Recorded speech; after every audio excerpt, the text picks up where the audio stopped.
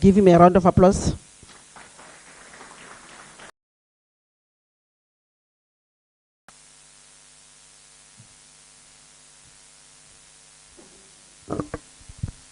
Thank you very much. Good morning, Program Director, the Speaker of Ngaka Modiri Molema District Municipality. At the outset, we send our compliments and greetings to the House of Traditional and Khoisan leaders led today by the Provincial Chairperson, Kgosi Maotwe. We send our warmest greetings to Dr. Masemola, the Deputy Minister of CoGHSTA. At the same time, we send our greetings to the Provincial Executive Council, led here in the Northwest by none other than Kgosi Lazarus Mokhosi, the Premier of the Northwest, accompanied by the MEC for CoGHSTA, MEC Molapisi, and the MEC for Finance, MEC Mosenogi. At the same time, we take this responsibility in the moment to send our greetings to my colleagues, the mayors and executive mayors, whips, troikas, councillors, MMCs, the administrative leadership led by accounting officers, and everyone else who is here. Welcome to Ngaka Modiri Molema. Now, as Ngaka Modiri Molema, we are constituted by 5 local municipalities. One is Kgosi Muilwa, which comprises of Zerast and all other villages. Further down, coming here where we are, it's Mahikeng local municipality, and some 60 kilometers towards Vryburg. That's where you find Sitlachole, Madibuche, and others under Kgosi local municipality. And 40 kilometers from Kgosi local municipality, that is where you find Oageng local municipality. And some 60 kilometers from here and from Dilareyville, you get into the greater Ditsobotla, the well-known municipality in the country. I will not indicate for what reasons, but that is where you find Ditsobotla local municipality, where you find Kolini, Lechtenberg, Itsuseng, Bikutsu, and other areas. And together, we are called Ngaka Modiri Molema District Municipality. Now, ladies and gentlemen, a scholar, an internationalist, himself, Frederick Engels, goes to a funeral of his friend Karl Marx. And this is what he has to say in that funeral, and the message lives on today, and I quote, "In the end, humankind must eat, drink, have shelter before it pursues politics, religion, culture, sport," close quotes. I repeat, in the end, humankind must eat, drink, have shelter before it pursues politics, religion, culture, sport, and others, close quote. Now, I submit this quote today in my welcoming in summary to remind ourselves that we're meeting here at this as the 3 spheres of government, who in terms of our constitution are interconnected, interdependent, and must collaborate, treat each other with utmost care, and refuse to take each other to court unless it's the last means. And based on that, we as Ngaka Modiri Molema pledge our cooperation and collaboration to the 2 other spheres of government. We are not a perfect municipality. We are yet to see a perfect municipality. Anybody who serves our people will never be perfect, because where we are situated, where we are deployed, is the coal face. That's where you find the mud and the fire at the same time. But other than that, we pledge our collaboration. We pledge that we will work together. Where there are shortcomings, we will acknowledge them. Where there is offer to help and there are better ideas and solutions, we are open and amenable to work with everyone, all in the interest of serving our people and serving them well. Welcome to Ngaka Modiri Molema District Municipality. Thank you. Thank you very much, Majoro. Ne kere ke a ema ka gore ke a itse gore wa narrata Majoro wa ka. Ke a leboga. In the interest of time, and as Majoro has already done the welcome remarks, I'm going to ask our Honorable Premier Lazarus Mokgosi to come and do the opening address. Premier, did I say the MEC? Eish, Saliko Felezoliku Social Development. Premier. As we give the Premier a round of applause, and you must be time conscious. No, thank you very much, Program Director. I think I'll be very short. I'm mindful that we started an hour late. We were earlier on faced with challenges of our own communities who wanted to raise issues with the leadership, and we had to respond to that. Deputy Minister of Corporate Governance and Traditional Affairs, Dr. Dickson Masemola, MEC for Cooperative Governance, Traditional Affairs and Human Settlement, Ntate Oageng Molapisi, MEC for Provincial Treasury, Kenetswe Norah Mosenogi, Executive Mayors and Mayors present here today, Speakers, MMCs, Chief Whips and Councillors present here today, Provincial Chairperson of Salga in the Northwest, Councillor Kumalo Molefe, the leaders of the faith-based organizations, the senior managers of government and our state-owned entities, the Northwest Housing of Traditional and Khoisan leaders under the leadership of Kgosi Maotwe, Lebabata Manlewena, including the local house. Bagaitso dumelang. Dumelang bagaitso. You know, Program Director, I wish to express my profound gratitude as I stand before this important gathering, which is primarily aimed at assisting our municipalities to find solutions to a variety of challenges that it's stifling the constitutional mandate and developmental needs. DM, I need outrightly to state that the Constitution of the Republic of South Africa, and in particular, Section 152 of the Constitution, implores municipality to provide democratic and accountable government through sustainable provisioning of goods and services.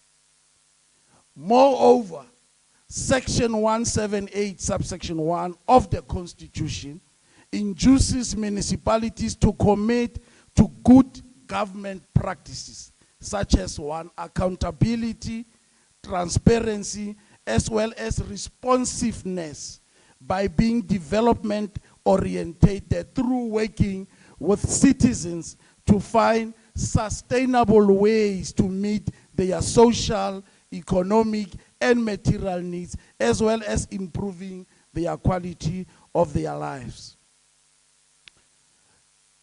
All these serve as a constitutional imperative for the efficient running of municipalities, in that this sphere of government is strategically positioned to reverse the injustices of the past, which among others are as a consequence of what is called separate development and apartheid spatial planning. In the past 30 years, Program Director, as government, we have made significant progress in turning the tide against the skewed allocation of resources in our communities by the apartheid government. To this end, we have increased provisioning of housing by 46% from 1996, and to date, over 85.1% households live in formal dwellings.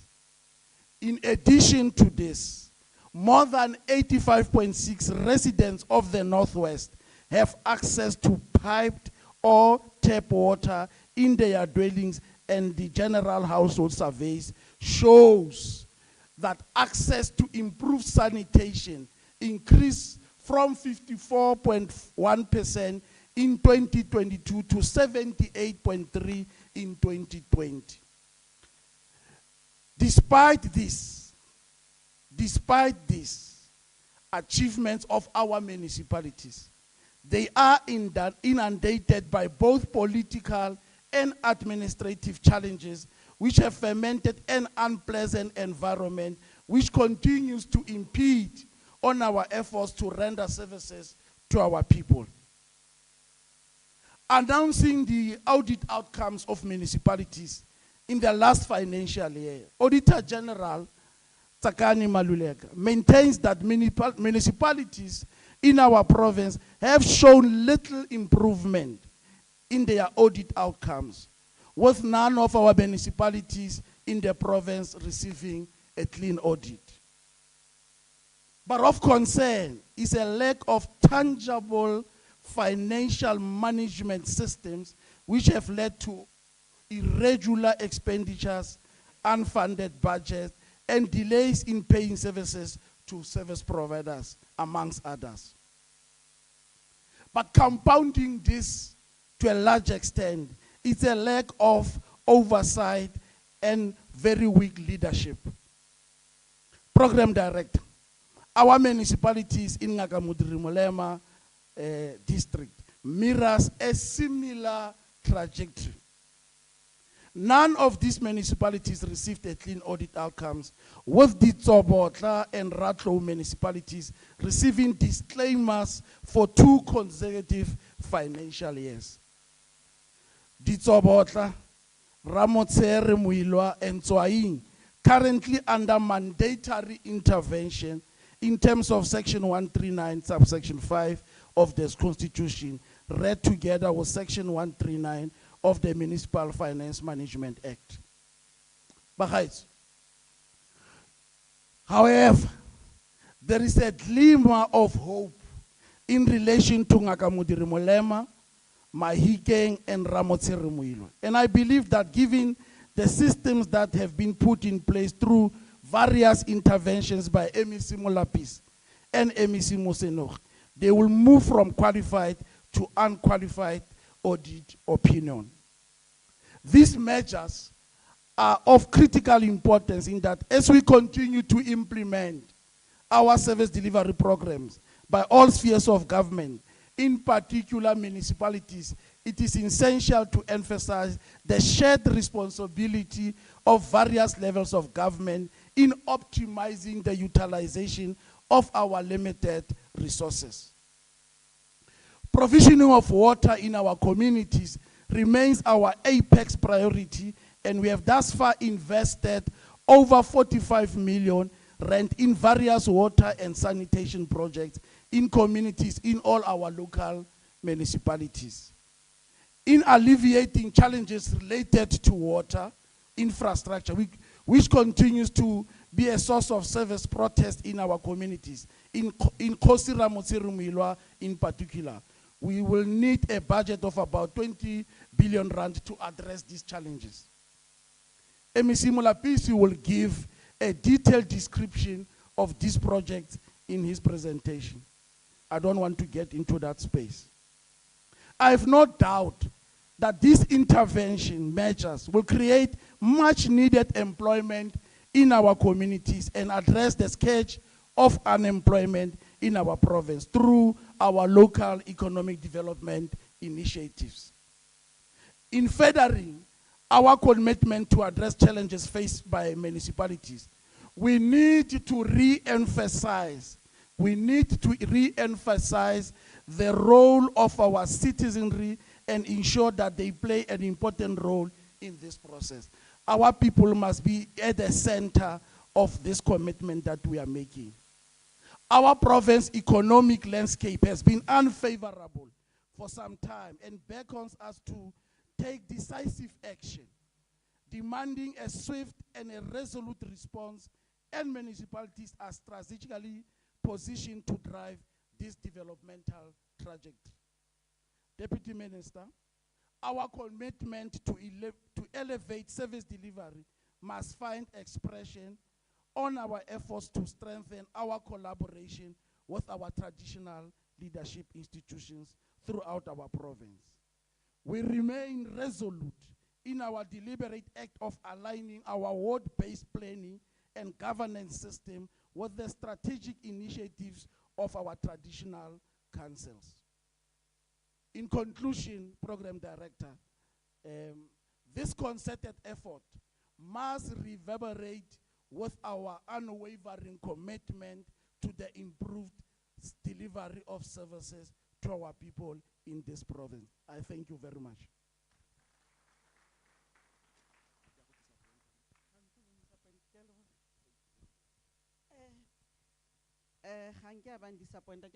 Premier ka your opening address. Honorable colleagues, as we stand for the DM to come and give the objectives of this engagement and set a tone, being mindful that the national and provincial government have got the responsibility to support and strengthen the capacity of municipalities. And I would want to thank that. That is why the Deputy Minister is here today to do that. Can you give me a round of applause, Dr. Masemola?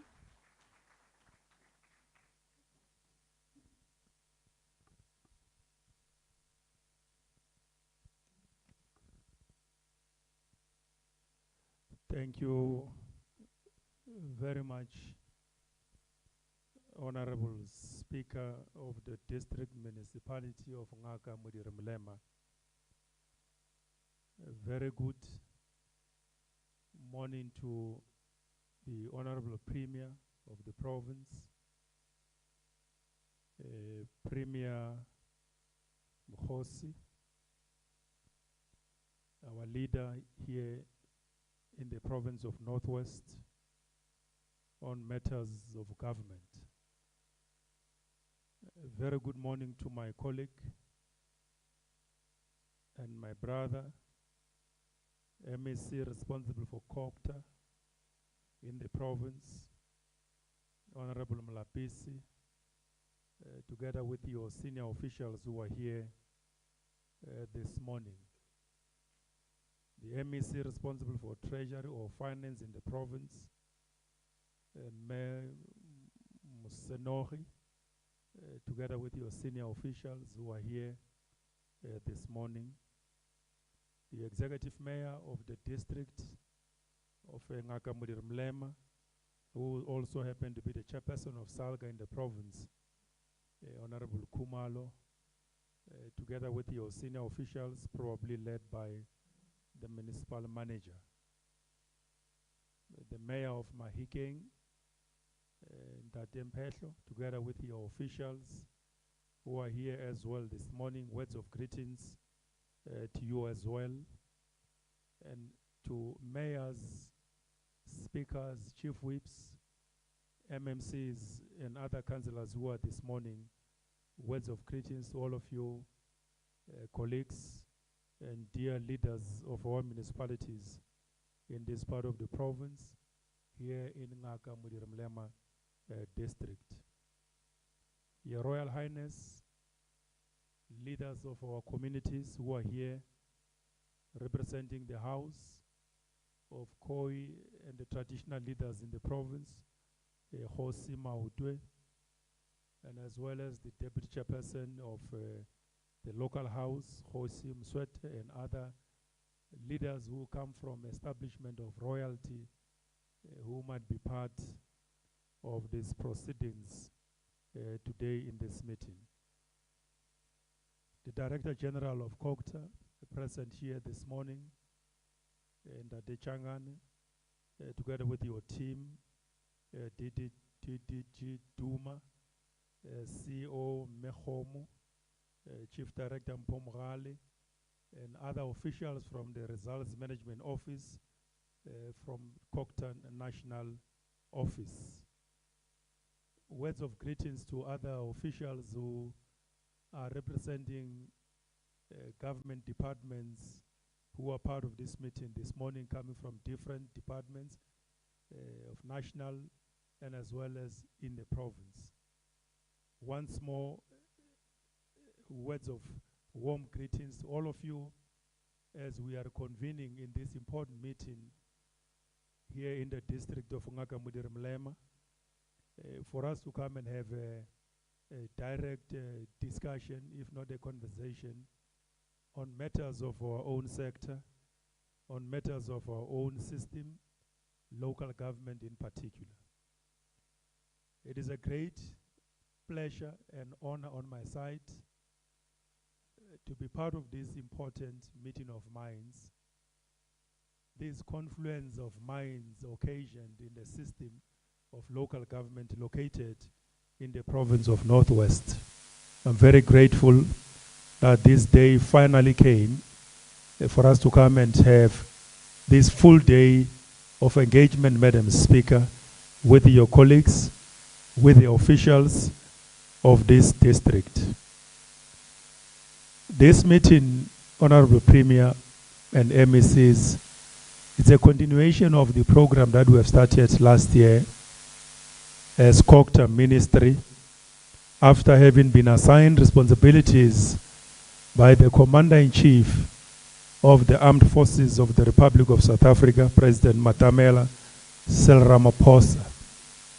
He found it appropriate to assign us the responsibility as the three political leaders in the CoGHSTA department to look after matters of local government in the country, of course working together with provinces, MECs in particular, who also, their honorable premiers, found it very important to assign them this difficult task of managing local government matters.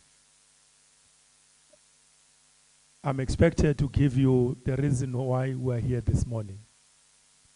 To give an account, if not a perspective, to lay a foundation for our mayors and our MECs to come and give us a clear account of affairs on how we are basically performing as a system.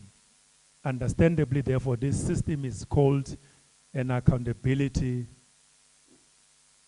and performance assessment meeting.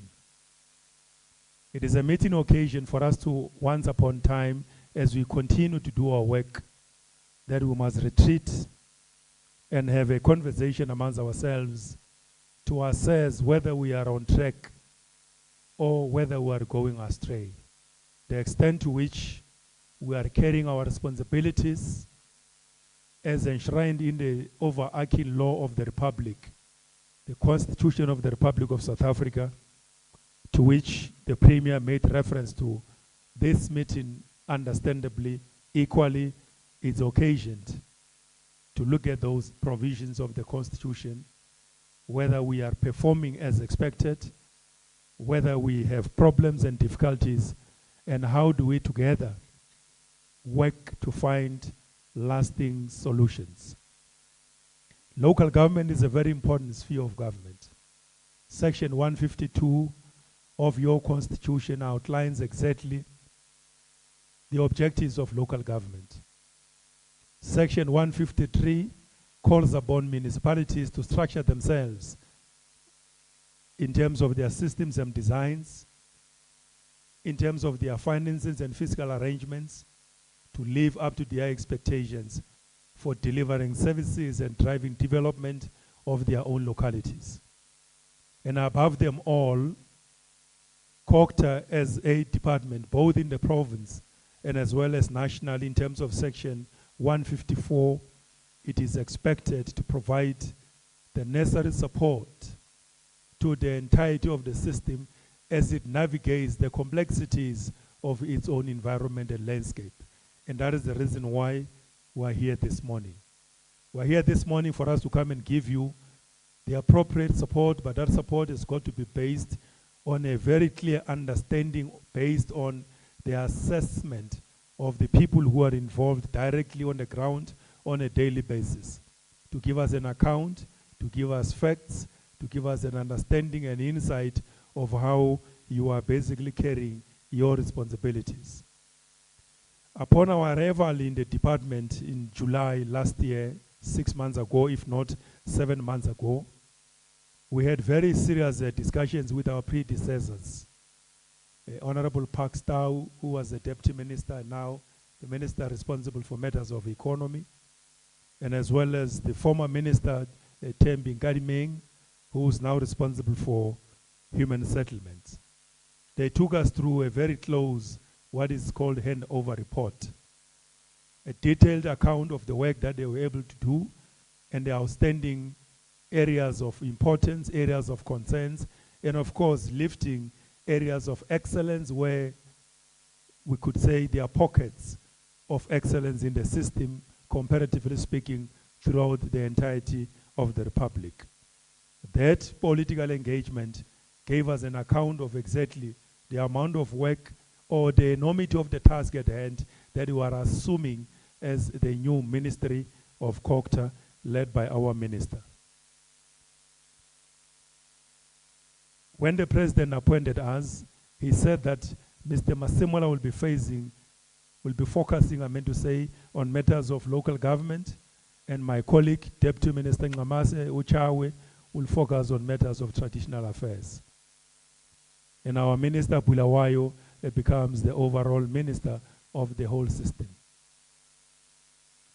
We went beyond that and had amongst ourselves, the three of us, a very serious discussion on how, based on these reports that we got from our predecessors, including the report that the Director General also took us through, which is called State of Local Government Report. In fact, for the past two reports, which gave an analysis of the state of local government in the whole country. 257 of your municipalities, their status, their conditions, their affairs, and the extent to which they are able to perform their responsibilities. That report was given to us, and many other related reports coming from Parliament, coming from legislatures, coming from MINMEX, voluminous and voluminous of records. We had to, within a short space of time, voraciously go through those documents so that we can be in the same frequency of understanding the state of local government in this country. On the basis of that, it became very clear and evident that there is a need for an outreach program. There is a need for us to go on site and interact with mayors, with these municipalities directly in their respective provinces. For the time that we have been able to appear before Parliament, those sessions were not very easy because we go to Parliament to speak on your behalf. We go to Parliament to answer questions on your behalf. When they raise a question about any municipality of the 257 in the Republic, ourselves as the ministry, we are expected to appear before Parliament and its committees to give account and to give answers to every question which come from any part of the country. It became very clear and evident that for us to be more informed, apart from just working on reports that we will source from your good selves, it is very appropriate for us to come here and have a discussion. And this meeting precisely is occasioned for that. It's an occasion for that because CoGHSTA nationally and even in the province, not now, coming way back, has always had what is called strategies to turn around the system. Over every period of time of elections, every electoral period, ministers of CoGHSTA, MMCs of CoGHSTA, at different times, they come up with different programs on how to strategically attend to matters of the system and impact or shake the system quite sufficiently. All those strategies and important programs are very critical. So this meeting, therefore, amongst other issues, is for us to come and assess the impact of those strategies. The municipal turnaround strategy, that is well known to all of you as mayors, as speakers, as councillors and officials.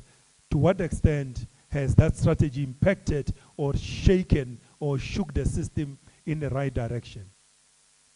The reports you are going to present are going to give us a sense whether we are on track, whether we are astray, whether we are detour, or whether we are basically making progress. That is one critical matter.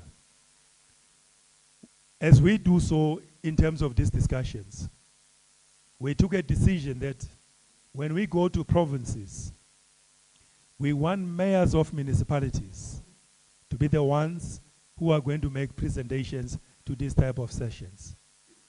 And there is a fundamental reason why we took that decision, Honorable Premier.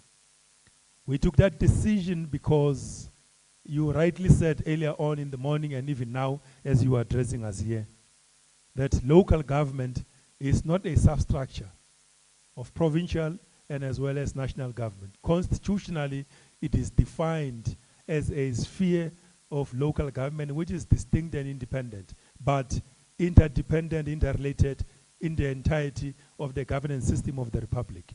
Understandably, the president is the head of national government, the premiers are heads of provincial government, and therefore a mayor, once a mayor is appointed, is a governor, is a head of government, not a head of an area committee or a substructure of the two upper structures of government, levels of government. He or she is a head of government. And therefore, understandably, in these sessions, our colleagues, mayors, must therefore then demonstrate, they must demonstrate the appreciation of the fact that they have been given an opportunity to serve their own people, and therefore they are going to lead the presentations of their own municipalities. We are doing so, Honorable Premier, because in many areas across the country, based on the reports that we have received and what we have been exposed to, there's always a problem where municipal officials overreach. They assume political responsibilities and therefore push aside their mayors. Mayors unconsciously, in some instances, precisely because of over-reliance on their officials, they may say, this matter, my MM is around, and therefore I will just give a political remark, and therefore my MM will take over. Handing over power to the officials. And when these officials behave in a different way, they get surprised, because unconsciously they have been given too much powers to perform even where they are not supposed to, and they assume political, administrative responsibilities and push aside those who are supposed to take the center stage and make sure that the center of gravity holds in the political management of our own municipalities. So today, and in those provinces that we have visited, Eastern Cape, we have been there, mayors spoke.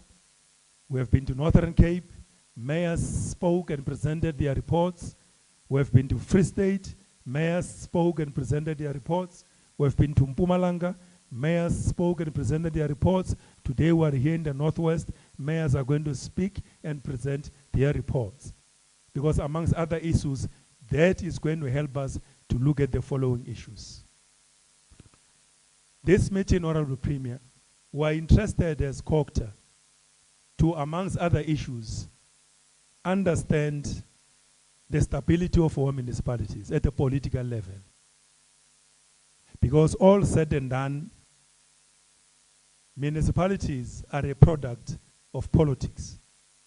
And therefore, political administration is at the center of the management systems of our institutions, at the political level and as well as the administrative level. But above them all, or uppermost to all the systems of our municipalities, the political leadership assumes the primacy of the functioning and the management and the stability of these institutions. So I'm very much interested to understand the impact of our politics, the cohesion, unity and cohesion, and of purpose of our political leadership, their functionality thereof becomes extremely important. At the level of the mayorship, at the level of the troikas or the management teams, and at the level of council itself, because that is the supreme organ of municipal government. We're very much interested to come and hear how that aspect of our municipalities is being handled in this province. The extent to which oversight is played, the extent to which the functionality of those structures are actually accounted for, the extent to which your municipal public accounts committees are functional, the extent to which your ward committees are functioning, the extent to which the DTM model, including IGR systems, are basically making it easier for you to provide collective and individual leadership so much required in the system. That is the first matter that we're looking forward to have an understanding. We're very much interested to equally, because Section 153 of the Constitution says you must structure your systems, including finances, in a manner that it will empower and facilitate delivery of services and therefore development. Your institutional capacity becomes extremely important on our side. The extent to which the efficacy of the social administrative systems of your municipalities brings about efficiency and effectiveness in the delivery of services, in management, and as well as systems and designs becomes extremely important on our side. So we're looking forward to hear levels of expertise, of skills, the resources that you have in the institution. On the basis of that, we will be able to make a more intelligent assessment, comments and advice, and agree at the end of the meeting how we're going to move forward with regard to those issues. We're interested on your financial issues. CoGHSTA nationally, every year, releases grants to municipalities in different forms, not less than in totality. The total amount of money that goes through CoGHSTA to municipalities in the form of grants amounts to 130 billion rands on an annual basis. That's a very huge sums of money. Our work with my colleague MEC Molapisi and the MEC of Finance and National Treasury is to follow up those monies, because it goes through us. The Director General, together with the CFO and the Finance Treasury nationally, they sign and they give us reports. This money gets distributed to your good selves. In totality, is around 130 billion rands annually. The responsibility of CoGHSTA National Office and the province, therefore, is to follow this money and ask for accountability, ask for answerability, the extent to which these monies are impacting the livelihood and the socio-economic conditions of our people becomes extremely important. So we're going to be interested to hear your expenditures, to hear how you are budgeting, to hear the extent to which the Auditor General gives an opinion on your finances, whether you are spending the monies in accordance with the statutes of the Republic or whether something is happening throughout the system. We're very much interested in those matters, to hear basically the state of your finances, the extent to which your post-audit action plans are able to find expression, concrete management and oversight by municipal councillors. In general, how are you performing with regard to finances of your own municipalities? Because these 130 billion rands over a reasonable period of time, it must impact development, delivery of services for our communities throughout the Republic. Equally important, we're very much interested to want to hear how you are providing basic services. Water, electricity, sewer, roads, sanitation, housing, and many other issues. The Premier has apologized before he gave us an opening address for late starting, because there was a march outside. The community of one ward said we can't start with this meeting before we give them an ear, before we receive their memorandum. So they wrote a very long memorandum that talks to matters of service delivery. We had to receive that document first, and that is the reason why this meeting started slightly after the scheduled time. So we're interested in this meeting to hear water, basic services. And I will comment on my experiences at the end, not now, because I don't want to presuppose. I arrived here last night just after 11 in the evening, and I had my own experience. And I will share this experience at the end when we do summary, after having listened to your inputs without presupposing the discussions and the presentations you are going to make. So we're very much interested to hear about these issues, because the people of South Africa deserves better services. Our communities on whose behalf we are sitting in these meetings deserve better services. And I suppose all of us understand that municipality is a composition of 3 components or elements. The first element is the political leadership, not in a matter of priority. I want us to understand that part, because they are all equal in terms of importance. Political leadership, the administrative leadership, and as well as communities. These 3 components or elements constitute a municipality. You are a councillor because the community went to the polls to cast their votes to produce a political leadership. You are an administrative component of the leadership because the community produced a political leadership, and the political leadership must appoint or produce an administration, which means, therefore, in the affairs of the governance, either national or provincial or local, the primary stakeholder to the affairs of government are the communities. Any leader politically and administratively who looks down upon communities, that leader requires reconstruction and development of his or her soul, because there is a serious misunderstanding on the equation of power, of importance, of primacy, of these elements of governance in our South African context. So we're looking forward to want to hear how are you interacting and relating with your communities. The connection or the disconnect between us and our communities. What President Kgalema Motlanthe, former Deputy President, used to call, or even now he still calls it, social distance. Those of us who happen to be in the towers of power, the towers of power can at times confuse the political consciousness of those who are supposed to be conscious enough to understand the primacy of leadership. So we're interested to want to hear how you are relating with your communities that you are serving. Equally important, we're interested, looking forward to hear how you are relating with traditional leaders in the country and in your area in particular.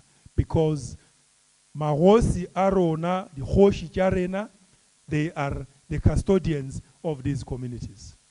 In one way or the other, in the Constitution of the Republic, they are recognized as a fundamental institution that exists side by side with the systems of government. And therefore, there's no way we can leave them behind, we can put them aside and say, we'll call them tomorrow to be with us on this journey of leadership provision, development, and as well as service delivery. So we're interested to hear in your presentations how you are working together with our traditional leaders.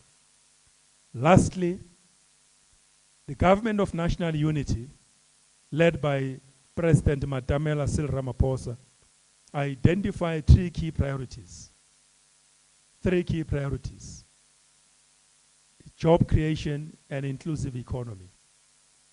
We want to hear how you, as the municipality, through your LED programs, you are actually grappling with these matters of development.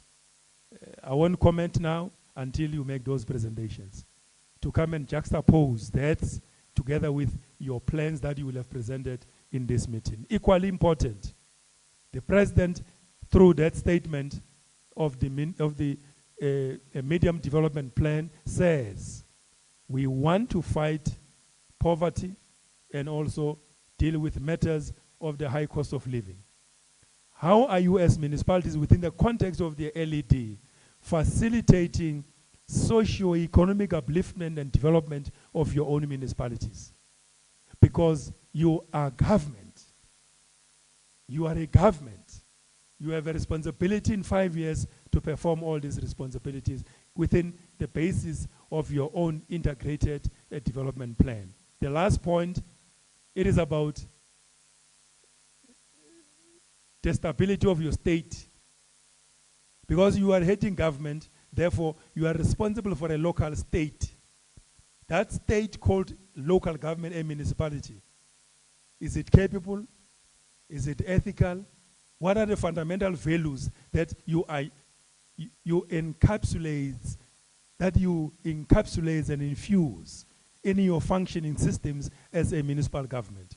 The extent to which you adjust and adapt the capabilities and the ethical standards that are so much required by the standards as set by the president through the medium-term development plan as articulated in the program of the Government of National Unity. We're very much interested to want to hear how you as the local state, you are dealing with these matters. Very briefly, colleagues and friends, mayors and speakers and all leaders who are here, led by our premier, we're here to have a conversation, and therefore we're inviting you into a mind gymnasium of soul searching, getting solutions to the problems of our people. Kaona manjua ama kupana kibekeri kilekao biamo horong mokopano yalkono dikakanyo chao boncha hore ritlilemo hotlo bulerishana mabapi le ditaba tsa tlhabollo ya setšhaba. Very important. Ons is hier so vandag om te gesels, want ons soek die strategieer en ons moet die strategieer ontwikkel om hoe kan ons beter regeer ons municipaliteite. Thank you very much. Looking forward to those reports as we speak.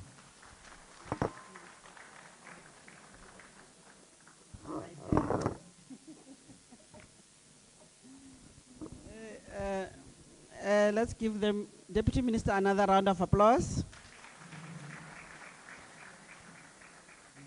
As the Deputy Minister says, the mayors will make presentations. I see mine praying, so I'm not sure why you pray me.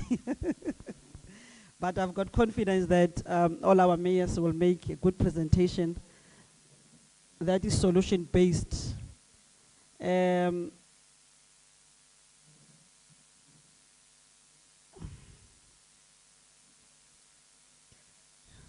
Ditsobotla ke one ke a leboga.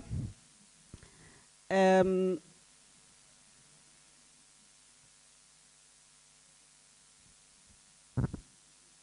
Deputy Minister has alluded that we are governors, and Section 153 of the Constitution gives us the powers and functions. So we are not a substructure. So from now on, we must behave as such. Honorable mayors and our trackers. Colleagues, in the interest of time, we are going to swiftly move to the next item on our program, which will be the perspective of the state of Ngaka Modiri Molema District municipalities. It will be done by our own MEC of CoGHSTA, Honorable Oageng Molapisi. Honorable MEC.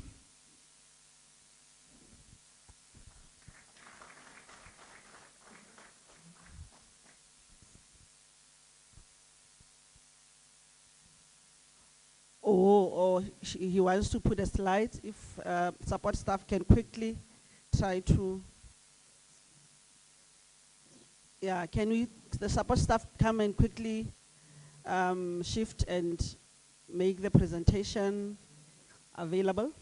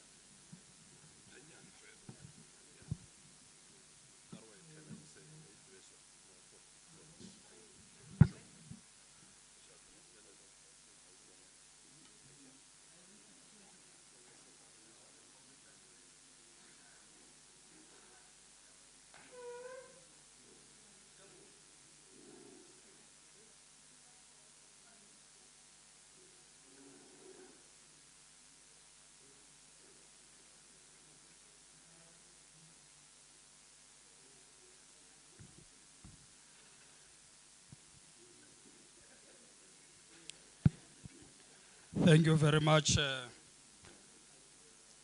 Program Director. Our Speaker, Councillor Ntabisen Shuping. Let me recognize the presence of the Premier, Comrade Premier Kagiso Lazarus Mokgosi, the Deputy Minister of CoGHSTA, Dr. Namane Dickson Masemola, my colleague MEC for Finance, MEC Mosenogi. Also recognize the Chairperson of the Northwest Housing, the House of Traditional Leaders, Kgosi Maotwe, the Chairperson of Salga, Councillor Khumalo Molefe, who is also the Executive Mayor of the district, the local leadership of the House of Traditional Leaders, Kgosi Moshete, our executive mayors and mayors, our MMCs, our councillors, speakers, senior managers of departments at all spheres, the CEO of MISA, the Deputy Director General of CoGHSTA, the HOD of the department, the Superintendent General of Finance, Municipal Managers, and all our stakeholders present here today, and good morning. Let me indicate that it is our great pleasure on behalf of the department to address this important visit by the Deputy Minister, Deputy Minister Masemola. I would also like to acknowledge the presence of people who just came in and decided to disrupt our meeting after we have spoken. That it's a practical reiteration of the commitment that every municipality must work. We are grateful that we have become the second province, Deputy Minister, although in your input I hear that you have visited a number of provinces, but we are grateful that today you are here to aid our efforts in turning around municipalities as a key sphere critical for service delivery in our province. I must also indicate that the visit comes at the height of a joint program with my colleague MEC Mosenogi of Treasury on what we have developed and termed the roadshow program between the Department of CoGHSTA and Treasury, which is a program born out of an objective to minimize duplication of interventions championed by each department at municipalities. Both departments are empowered by the Constitution of the country, which is Section 154, to provide legislative and other support measures to strengthen the capacity of municipalities to manage their affairs, to exercise their powers, and to perform their functions. Let me report, Deputy Minister and Premier, that out of the 22 municipalities in the province, only 7 municipalities have not been visited by us through this roadshow. And we are planning to visit these municipalities. Those municipalities are Oageng Local Municipality, which is here represented by the Mayor, Oageng Local Municipality in this district.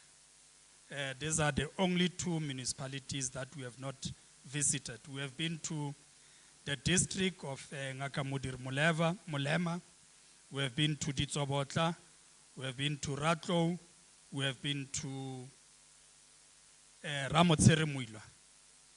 So out of the 22, it's only 7. But here, it's only these 2 municipalities. And we are planning to conclude our visit to these municipalities and all other outstanding municipalities before end of February. Now, during the session of our visit to municipalities, what we have done, or what we are doing, is to meet both political and administrative leadership with a direct focus on presenting the status report in line with your municipal performance assessment tool, focusing on the 6 pillars. That's what we are doing. We meet the executive mayor or the mayor together with his team of MMCs and the entire management of the institution. And later in the afternoon, we meet with all the councillors to also speak to issues of accountability ecosystem, so that we are all in sync and understand our role and the mandate. As we were talking with the Premier and after the experience of the morning, what we said and what we found to be lacking, it's more interaction with our communities. And it's something maybe that we need to explore and look into, so that we can also use this platform to give feedback to our communities. We know and understand that during the IMBIZO, during your IDP program, mayors interact with our community. But you still find that gap, and we think MEC Mosenogi, maybe this is the area that we need to close. Now, Deputy Minister, I want to take a different form in terms of the approach, in presenting what we think are the state of affairs of our municipalities in the province, but specifically focusing in Ngaka Modiri Molema. And we want to do this through a PowerPoint presentation. We want to focus on the support that we are providing and that we continue to provide to our municipalities, focusing on service delivery in terms of your MIG expenditure, on municipal administration in terms of the filling of the senior management position. The MEC would speak on issues of sound financial management, would also speak on financial governance in as far as the audit outcome, in as far as CoGHSTA is concerned, because we are also having that responsibility. Also, like I said, that would want to share the support and the plan and the response that we have put in place as the department. Finally, we want to look into, just at a high-level summary, dwell into the show program between the Department of CoGHSTA and Treasury, which is a program born out of an objective to minimize duplication of interventions championed by each department at municipalities. Both departments are empowered by the Constitution of the country, which is Section 154, to provide legislative and other support measures to strengthen the capacity of municipalities to manage their affairs, to exercise their powers, and to perform their functions. Let me report, Deputy Minister and Premier, that out of the 22 municipalities in the province, only 7 municipalities have not been visited by us through this roadshow. And we are planning to visit these municipalities. Those municipalities are to aid our efforts in turning around municipalities as a key sphere critical for service delivery in our province.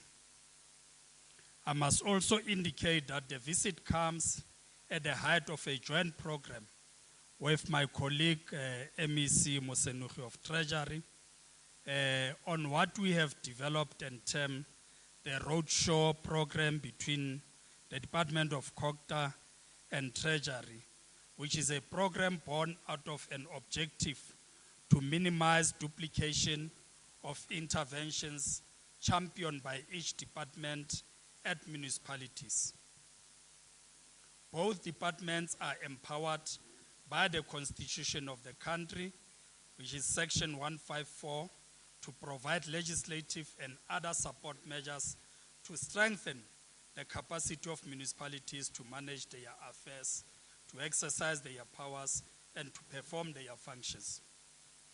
Let me report, Deputy Minister and Premier, that out of the 22 municipalities in the province, only 7 municipalities have not been visited by us through this roadshow. And we are planning to visit these municipalities. Those municipalities are Oageng Local Municipality, which is here represented by the Mayor, Oageng Local Municipality in this district.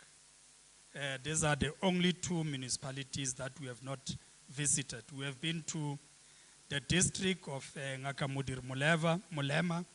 We have been to Ditsobotla. We have been to Ratlo. We have been to Ramotseremuila. So out of the 22, it's only 7. But here, it's only these 2 municipalities. And we are planning to conclude our visit to these municipalities and all other outstanding municipalities before end of February.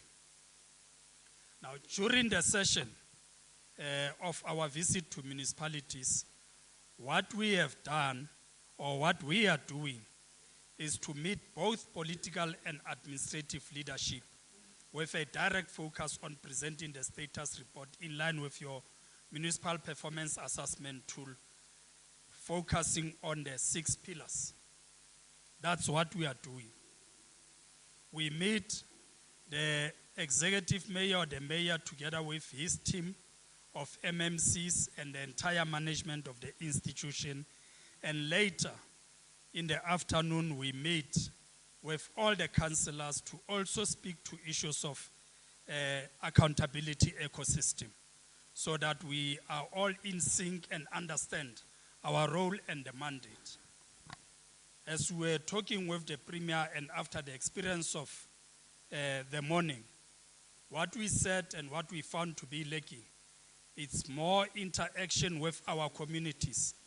And it's something maybe that we need to explore and look into so that we can also use this platform to give feedback to our communities. We know and understand that during the IMBIZO, during your IDP program, mayors interact with our community.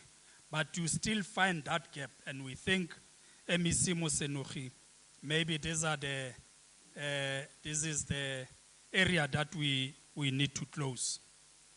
Now, Deputy Minister, I want to take a different form in terms of the approach in presenting what we think are the state of affairs of our municipalities in the province, but specifically focusing in Ngaka Modiri Molema. And we want to do this through a PowerPoint presentation.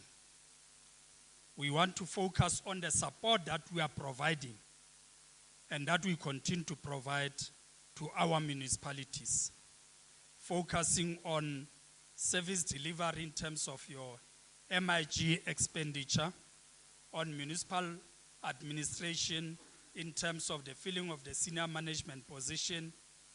The MEC would speak on issues of financial, sound financial management, would also speak on financial governance in as far as the audit outcome, in as far as CoGHSTA is concerned, because we are also having that responsibility. Also, like I said, that we would want to share the support and the plan and the response that we have put in place as the department.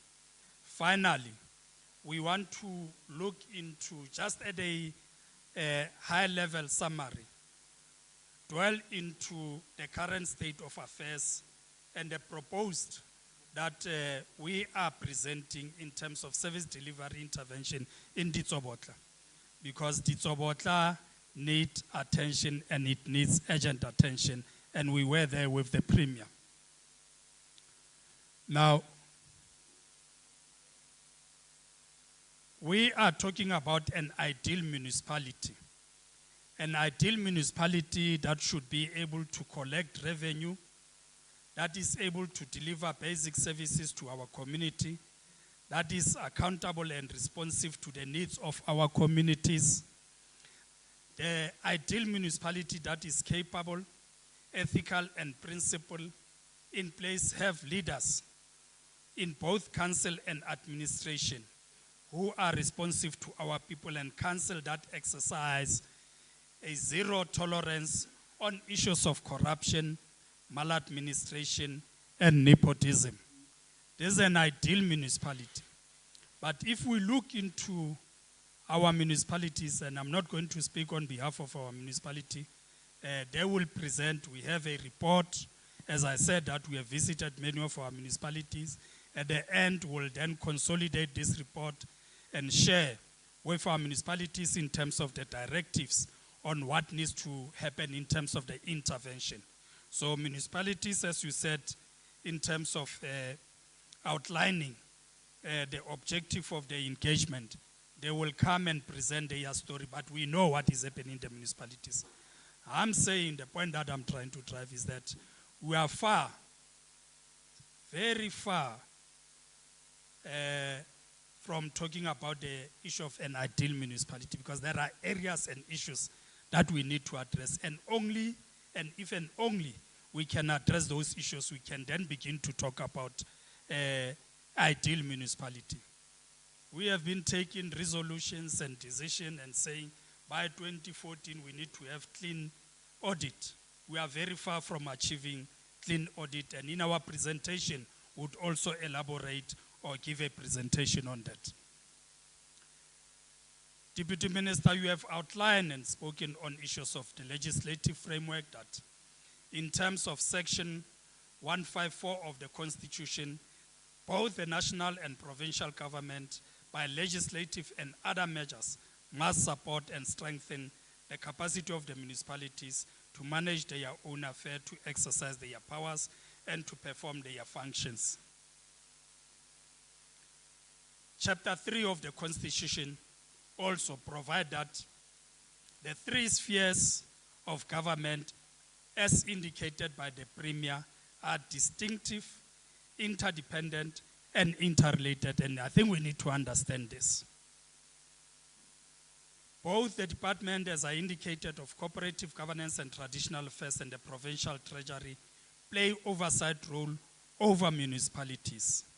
And I've alluded to the point that both of us as the MEC, as the department, and the officials supported by our HOD, we have met with councillors, we have met with mayors, we have met with managers to focus on the 6 pillars of your back-to-back basic pillars, back-to-back. That is putting people first, delivery of basic services, good governance, sound financial management, building capable local government institutions, and addressing issues of local economic development. Now, we have a detailed report, as I've indicated, and this report speaks a different language in terms of what municipalities are doing. Now, in the province, as you move to slide number 6, in the province, our perspective or our take in terms of the district state of affairs is that we have municipalities that are currently under mandatory intervention in terms of section 139, subsection 5A and C of the Constitution, and read together with section 139 of the Municipal Finance Management Act, and the MEC will speak to that. Those municipalities are your Ditsobotla, which is here, your Ramotsere Muilwa, which is here, your Oageng, which is here, and the MEC would go maybe in detail talking about other municipalities. And we are indicating the point that The Treasury has appointed provincial executive representatives, that is your PR, to implement financial recovery plans in the affected municipalities. And they have been appointed for a period of 3 years. I think that is another area that we need to zoom in. That if we are to make intervention, MEC, can we go beyond what the legislative stipulate in terms of the intervention and all that? In terms of filling in senior management position, we must report that we made a call that all municipalities must have appointed and fill in their senior management position. And we can report that after that call, which was issued in 2023, all our municipalities today, as we report, the status quo is that the municipalities in Ngaka Modiri Molema have substantive municipal managers, and we also look into the issue of the gender and indicating that only in Mahikeng we have a female an accounting officer who is a municipal manager. The department has seconded officials to act as a municipal managers in Oageng at the request of the council because the municipal manager there is on suspension. There is also one female CFO officer at Ngaka Modiri Molema, Ditsobotla and Mahikeng. The CFO of Ratlo is under suspension. Mahikeng and Ratlo have female directors at the technical service, with Ditsobotla and Ramotsere having vacancies. There are 3 female directors of community services at Ramotsere, Mahikeng and Ngaka, with Ditsobotla as indicated that is vacant, and only Ramotsere has a corporate services director that is a female, with all other municipalities being vacant. And only Ngaka has a director for town planning. We are highlighting these points and factors just to indicate that the kind of the capacity that we have in these municipalities. Now, if we move to the next slide, we look into the audit outcome. You'd realize that there is just a stagnation. And that is why I was saying we are far from talking about ideal municipalities, because there is no improvement. We are talking about a clean audit. Our deadline was 2014. We don't have a candidacy for your clean audit so that we can reach our objective. Now, you would realize that in Ngaka Modiri Molema, both in the 2022-2023 and 2023-2024 financial year, the audit opinion is a qualified. In Ditsobotla, disclaimer. And in Ditsobotla, there is no hope that the situation would improve unless there is a very decisive intervention. The situation is getting worse day by day. In Mahikeng, the same situation. No progress, stagnation. In Ramotsere Muilwa, no progress. The mayor will speak for herself, but I can say that when we were there with the MEC, we can indicate that the situation is promising.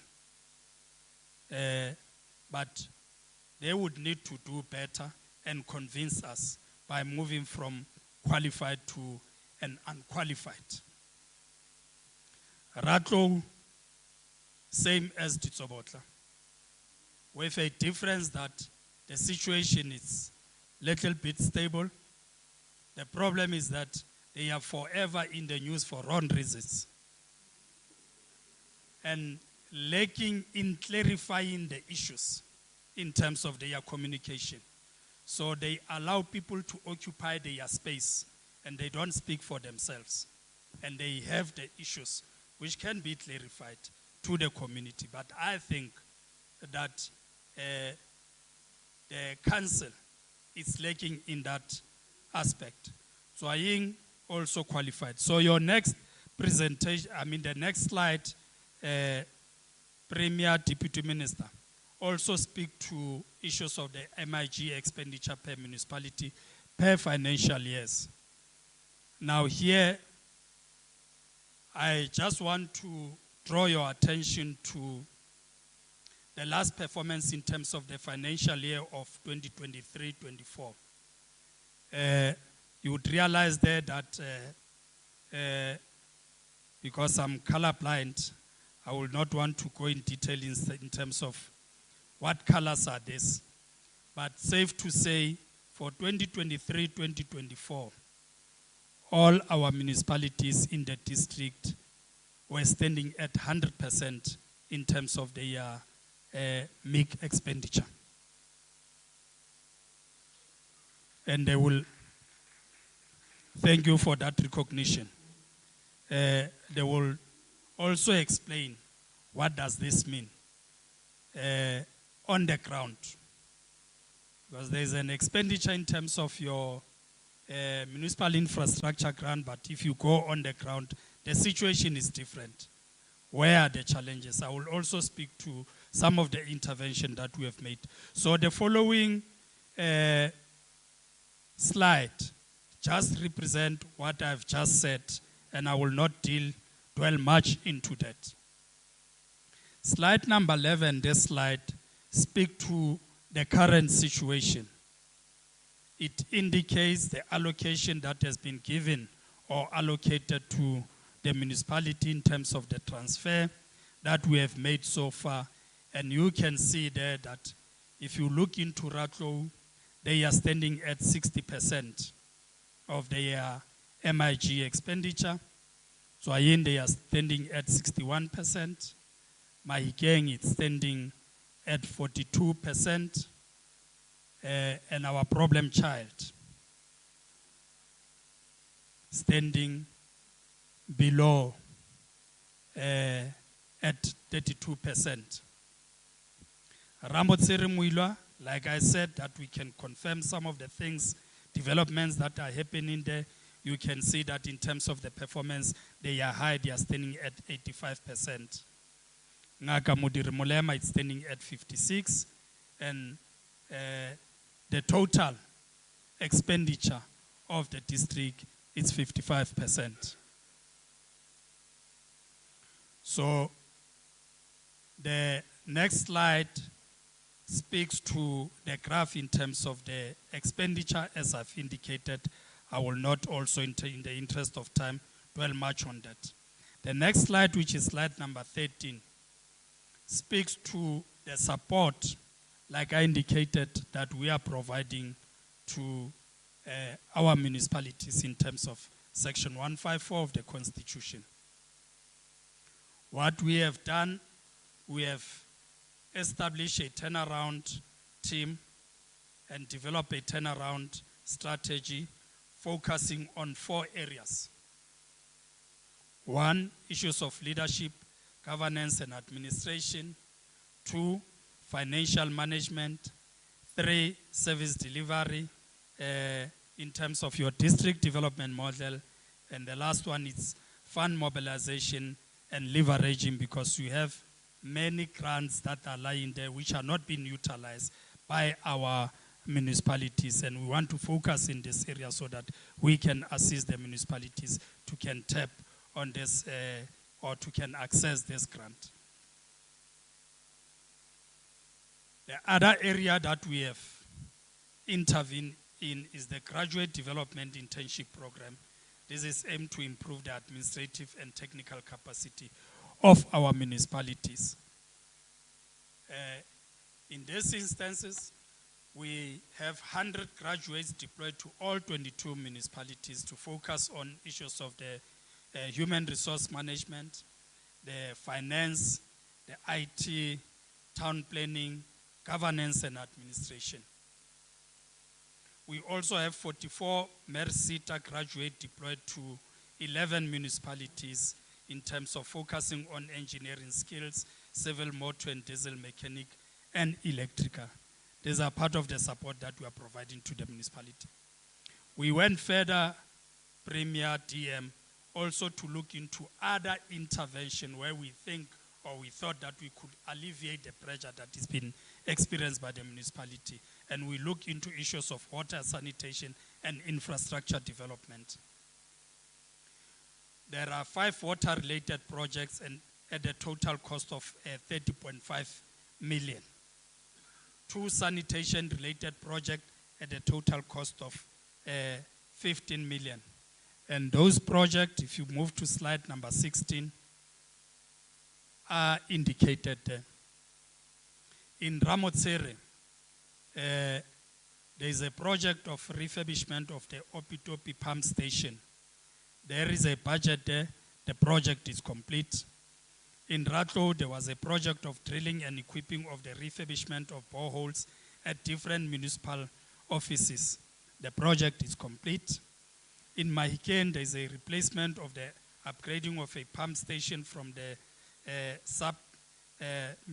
submersible to surface pump. The project is complete. In Oageng, there is an excavation and laying of the 75mm UPVC pipes and stand pipes in Iraq, that is at Ottosdal and Sentimole, that is extension 9, and Khoisan bulk sewer line. The project is at practical completion. Now, I must say, DM, we have visited some of these projects. And in particular I think it was in Khoisan, in Oageng, Mayor. We were not impressed. We were not impressed. The same way as community members were raising concern to you about those unfinished projects. And we were in conversation with the Premier to say, how is it possible that you have a project that is blocked for more than 10 years and there's no accountability and there are no consequences?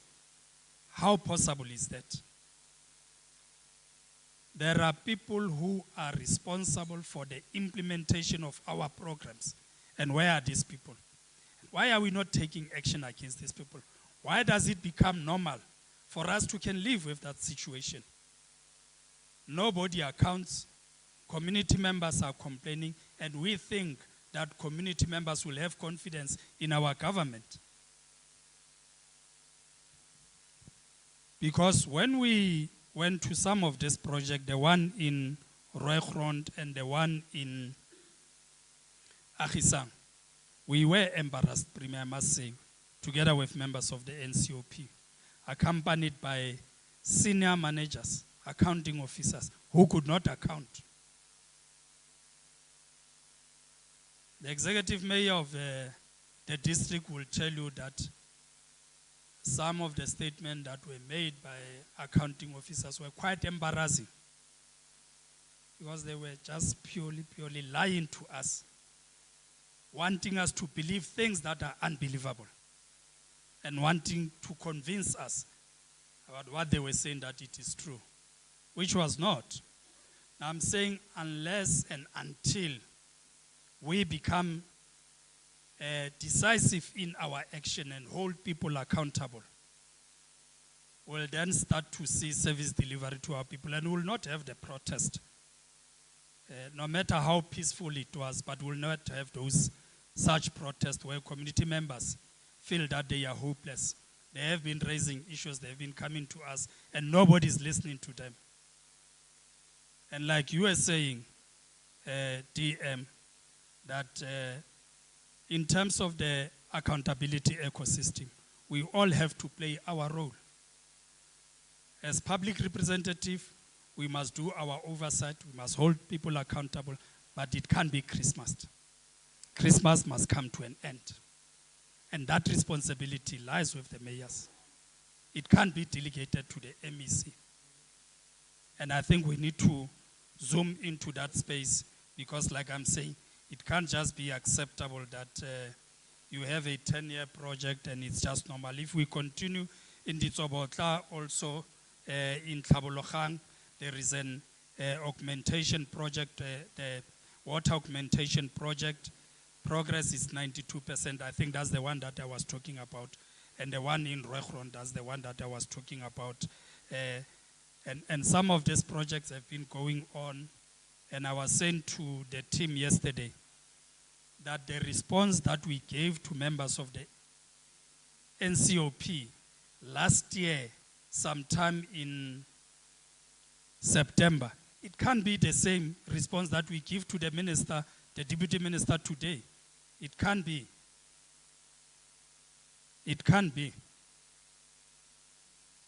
So I have directed the HOD to look into this thing and all other things, and I'm happy that the Premier has said would need to convene a meeting of the minds, come and look into all the blocked and unblocked projects and start to understand what is taking place, what is it that is happening, and what is our plan moving forward. The other area that we have intervened in, as I move towards the conclusion in the interest of time, is the intervention in terms of the skills audit program. We have dwelled into our municipalities and try to understand, like I said, what capacity do we have in different municipalities. And we conducted a skills audit project.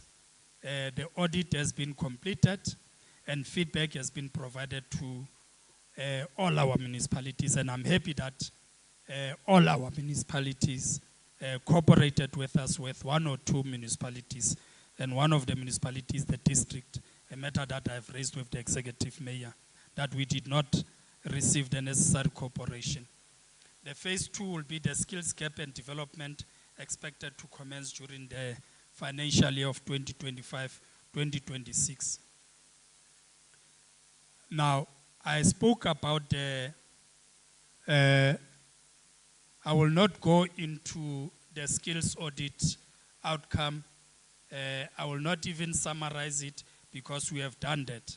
But just maybe if you go back to Ditsobotla, just to share with you, colleagues, in Ditsobotla, the outcome is that we have 36 managers and 7 are professionals, had been in the current position for 3 years or less, which suggests that many of them are relatively inexperienced, and most of the employees with extended years of service were mainly in the clerical and administrative, as well as elementary occupational categories. Now, what you are having here, DM, in Ditsobotla, is that you have 4 managers reported to be in possession of a highest qualification at NQF level 1. And these people are managers. They have been promoted, they have been given this position. Yes. Now, when I talk about consequence management and not holding our people accountable and expecting that will provide service delivery to our people, then we are fooling ourselves if we have this kind of a situation. So I will not go into that, but we have this report. I spoke about the support and intervention plan that we are providing to municipalities, and I have indicated that we have a system, a monitoring system to track performance of municipalities in place. So in the office DM Premier, I'm able to track in terms of the activity of a municipality to press in the dashboard and track progress. And I can tell that reports are being submitted, progress is being implemented and all that. So that system is being implemented in all our municipalities through our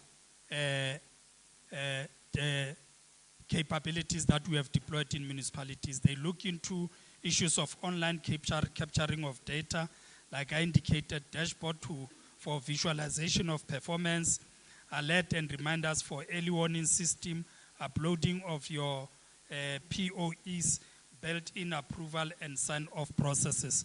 So we should not be having issues audit queries because information is there and we can follow up. As I conclude, DM, let me just give this helicopter view in terms of the state of Ditsobotla local municipality. And I'm raising this because it's a matter that myself and the Premier and MEC Mosenogi and the Executive Mayor Khumalo, we are attending to. There is a very detailed report about Ditsobotla itself. But safe to say that the municipalities under Section 139, subsection 1 of the Constitution, as I indicated, read together with MFMA since 2023, the provincial executive representatives have been appointed to assist the municipality to develop and implement the FRP. A team of technical experts has been deployed in Ditsobotla to assist with the implementation of the FRP pillars, focusing on legal services, infrastructure engineering, minimum information security or MIS, municipal administration and HR and performance management system. The life of this team has not been made easy by officials and some community members for the team to can perform their duties. It has become difficult, but however we are soldiering on, we are intervening, and I'm hoping that when the acting mayor comes here, he will then speak to these issues. But just to share with you in terms of the current challenges that we are experiencing. One is that Council Oversight Committee, they are not accepting, to some extent, they are not supportive of the implementation of the FRP activities, including the terms of reference. There is council instability that characterized by the removal of the mayor, the suspension of the MM, as we currently speak. Failure to provide sustainable services of water, electricity, and refuse removal. As highlighted, poor expenditure in terms of your MIG, reluctance to accepting seconded officials by provincial government. At one point, DM, we have advised the municipality not to proceed with the appointment of the MM, not to proceed with the appointment of the Section 56 managers because of their financial situation. The Premier, in consultation with various MECs, assembled a team of managers and sent them there. The council refused this assistance. They went ahead to advertise the positions. They have appointed the MM. As we speak, they are unable to pay salaries of the officials. When we were there 2 days ago, councillors wanted to fight us and say they have not been paid. We must pay them, myself and the Premier. So these are some of the situations that we are experiencing in Ditsobotla. There is a high turnover of senior management. There is also a security threat to the PR, as I've indicated. There is collapsed municipal financial management operating system, which result in gross non-compliance with your SCM financial prescript. Persistent, irregular, unauthorized, fruitless, and wasteful transaction because of unfunded budget and disregard to laws and regulations, and negative audit outcome, as we have seen. Like I indicated, we went there on the 22nd of October. The Premier engaged with members of the Municipal Council on the 21st of January 2025. The engagement objective was to present a proposal in terms of the service delivery intervention that required the cooperation of the municipality. So we went there and made a presentation. And we said, based on current service delivery challenges, this is what we are presenting, proposing to them for the immediate intervention. That in terms of the electricity, the development and implementation of an action plan in consultation with the Department of Electricity and ESCOM to resolve the electricity supply and maintenance problem. We want ESCOM to take over, and that discussion has taken place between us and the Minister of Electricity. On issues of water and sanitation, we are saying the development and implementation of an action plan in consultation with the Department of Water and Sanitation, Ngaka Modiri Molema as the Water Service Authority and CDBing Water Board to resolve the water supply and maintenance problem. On issues of roads, maintenance, we are saying that the need for the development and implementation of an action plan in consultation with the Department of Public Works and Ngaka Modiri Molema District Municipality to resolve the road infrastructure challenges in the municipality. Also, on issues of refuse removal, that there must be a development and implementation of an action plan in consultation with the Department of Environmental Affairs to resolve the waste management related challenges. We are happy to report, as I conclude, that after a very long, protracted struggle and the disruptiveness by members or councillors agreed to listen to us. We made proposal. And also they were given a chance to respond to our proposal. And in their proposal, as they were welcoming our presentation, they said they would want the Premier together with his team to come and make a formal presentation, firstly, in a workshop. And then they must question what we are presenting so that there is clarity on some of the issues that we're referring to. And then from there, they would go to council, consider what we are presenting to them, and they will take a resolution on that. So, DM, we are progressing. We have made intervention. We have gone all out, as the Premier said in the morning, to support our municipalities. But as said, council is an authority. We can only go to an extent level in terms of the support that we are providing. But it's in the hands of the council to ensure that some of the issues in terms of the provision of the Constitution and other legislative, they follow up on those issues. So thank you very much. This is our presentation and the report that we are presenting and the perspective that we are giving you, Deputy Minister. Thank you very much, Speaker.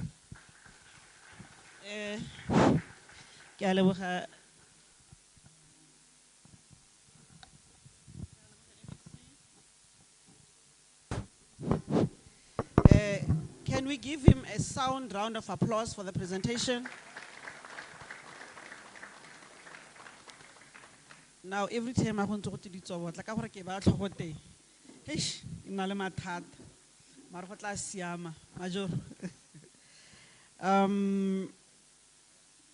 we'll keep on keeping. Our work is to bring services to our communities, and if we can just do that with the support that we have from the provincial and national government, we will get to where we want our communities to be. We will provide basic services. We will be able to collect revenue and be accountable and build an accountable state, developmental state, sorry. I'm going to ask Honorable Kenetswe Masemola to come forth to give us perspective on the financial state of Ngaka Modiri Molema. As she does that, we've agreed with my mayor that Salga will not be speaking. So the presentations on the mayor, but we appreciate them cancelling their presentation. Honorable Masemola, a round of applause for her.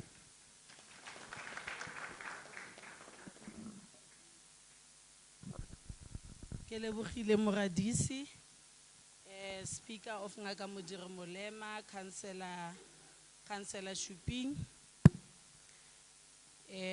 Let me stand on the protocol that has already been established. I don't want to undermine anyone, but my successive speakers have already acknowledged everyone, so I don't want to waste time. As indicated that we have already interacted with most municipalities in Ngaka Modiri Molema, and some of the presentations that my colleague MEC has made, it's what you are familiar with. It has been shared with you individually as municipalities, including the one that I am supposed to make. It's one that has been shared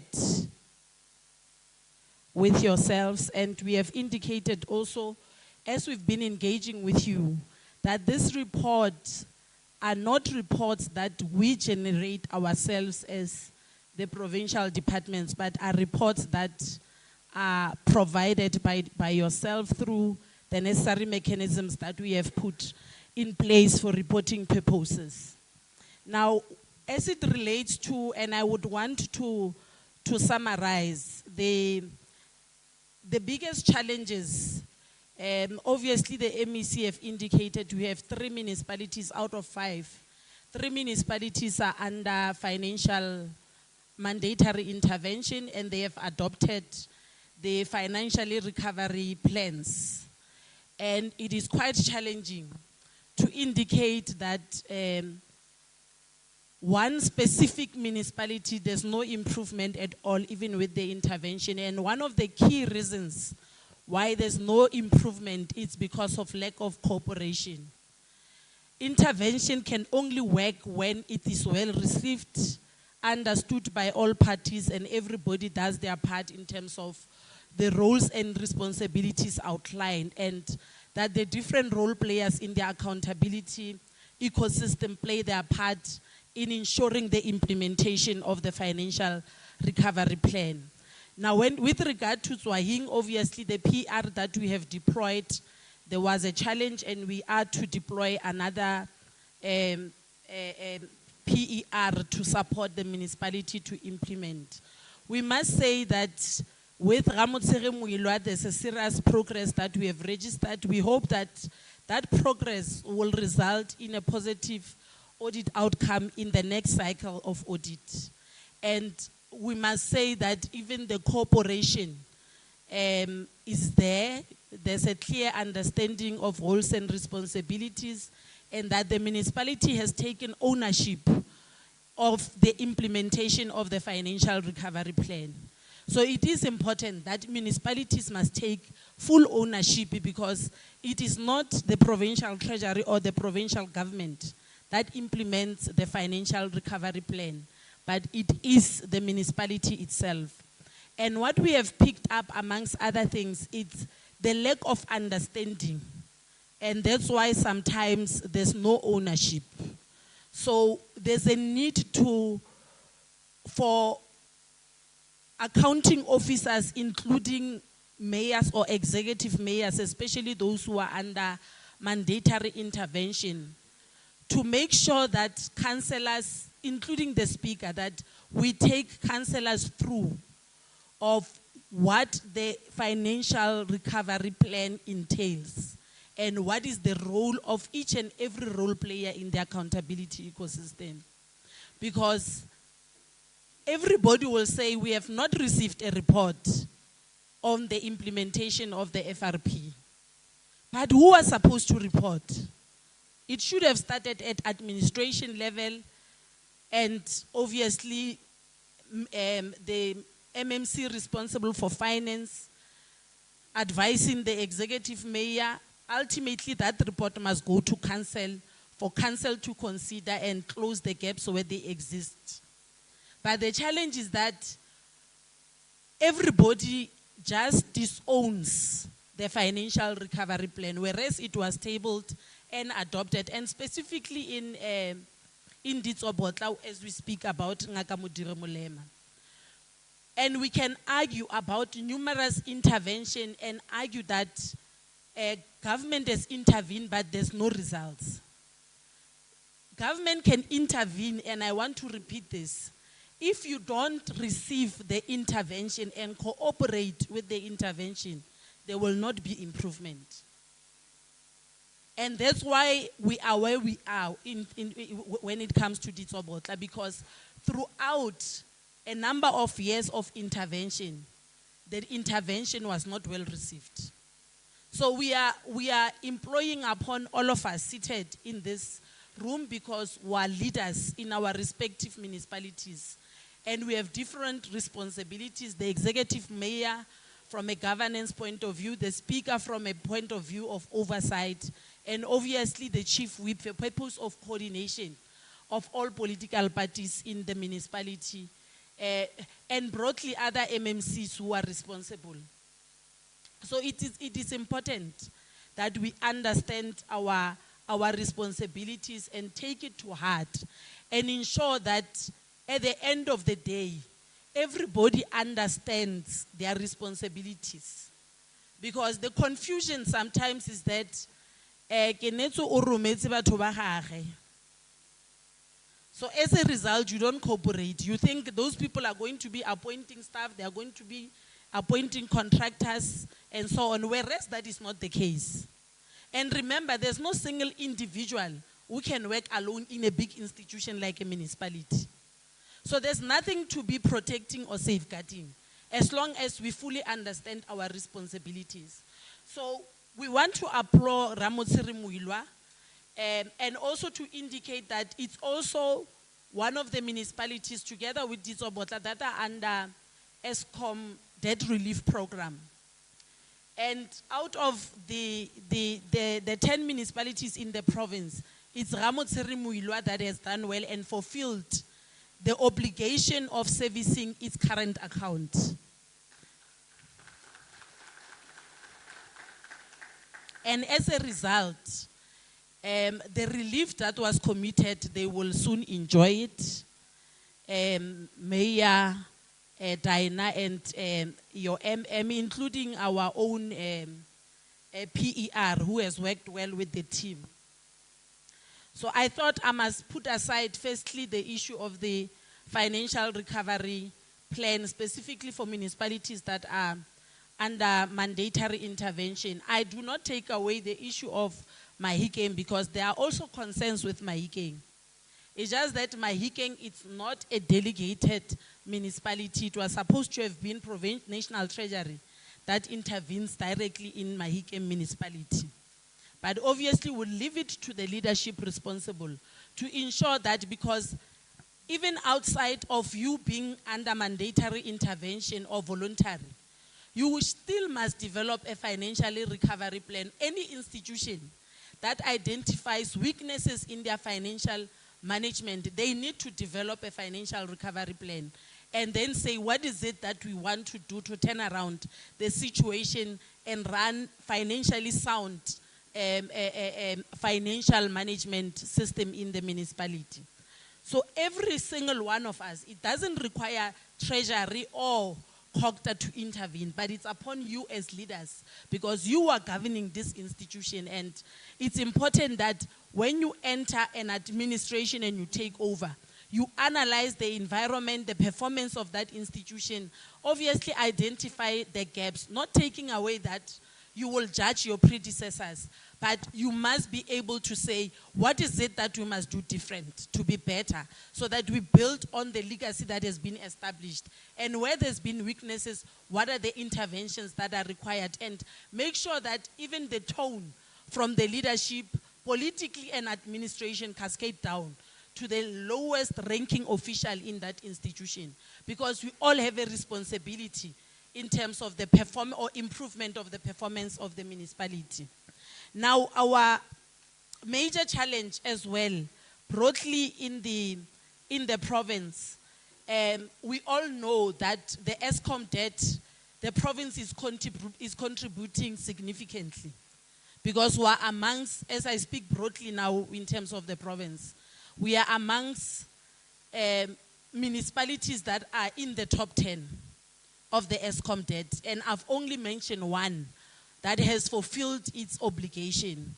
Now, amongst other things again, that is a problem with our municipalities. None of our municipalities have received clean audit. And it's a major cause of concern. Yes, there will be other issues that we can address of service delivery, impact as well. But this main issue of audit outcome is very important, because then it demonstrates that you are accountable for the public resources and what you said you will do in your IDP and how you have allocated resources, you have done so, and you were able to account at the end of the day. That's why the AG would give you that audit opinion. So it's important that we improve in that area, and it will require municipalities to pay attention, and especially at this level of political leadership, because quite often the municipality or council does not have an agenda item that addresses or monitor progress on the implementation of the post-audit action plan. So it's a matter that the political leadership needs to take serious, because at the end of the day, we would still be the one who wants to celebrate the positive audit outcome. Now, when we don't pay attention on the implementation of the post-audit action plan, it becomes a challenge, and you are only going to be shocked at the time when the AG speaks to you that this is where you are, and some of the findings are actually repeated findings, and we have done nothing about it. So we need to also pay attention to it. We must also acknowledge that most of the municipalities, because I think we had 3 municipalities in the district that adopted unfunded budget, but there's improvement. But we want all municipalities in the district to adopt funded budget, because you can't plan and commit money that you don't have. It's a crisis even for you as a municipality. That's why ultimately you're going to find municipalities that are unable to even pay salaries, or ultimately they take money that was allocated for projects and pay salaries. So adoption of funded budget is very important at the end of the day.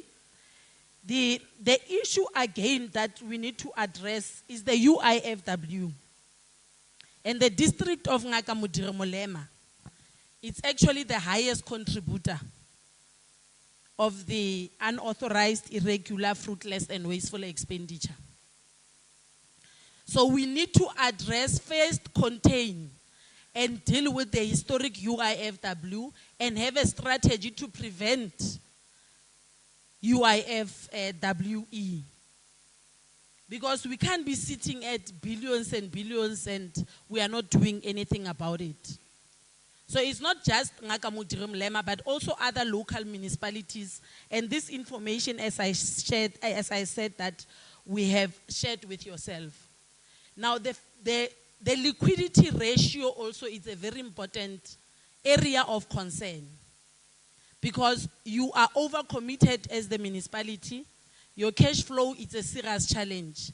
Now, when we look at your books, should anything happen, any shock in your financial system, some municipalities will have a serious problem. Others can survive only for a month. Others not even for a month.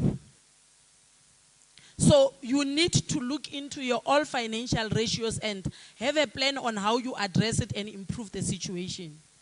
So we are making a plea to all of you in Ngaka Modiri Molema to ensure that we improve in key major areas of concern as it relates to our financial management system. The other important thing, obviously we know Ngaka Modiri Molema Ratlo largely depends on grants.